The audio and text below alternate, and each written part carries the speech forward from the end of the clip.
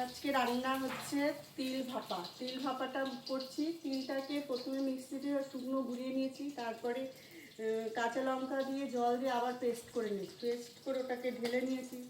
ঢেলে নিয়ে এর মধ্যে সর্ষের তেল আর কাঁচা পেঁয়াজ, কাঁচা লঙ্কা, নুন সব মিক্স করে ঢাকনা দিয়ে একটু কড়াইয়ের মধ্যে জল দিয়ে, জলটা দিয়ে গরম হবে ওটা ঢাকা দিয়ে বসিয়ে দেবেন। তো 5-10 মিনিট হলে তিল ভাপাটা হয়ে যায়। আর করছি কাতলা মাছ। কাতলা মাছটা একটু ভেজে নিয়েছি। এবার পেঁপে আর আলু দিয়ে এই কাতলা মাছটা ভেজে নেওয়ার পরে এটাকে ভাজবো।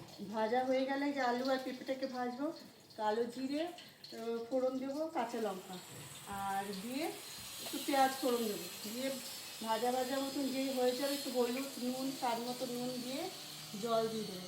আর কিচ্ছু দেবো না, কাঁচা লঙ্কা আর হচ্ছে একটু কালারের জন্য একটু শুকনো লঙ্কার গুঁড়ো আর ধনে পাতা। এই হচ্ছে আজকের রেসিপি। খেয়ে দেবেন, এই গরমের মধ্যে খুব ভালো লাগে। কাতলা মাছটা খুব টাটকা। এই হচ্ছে আজকের আমার মেনু। বাই।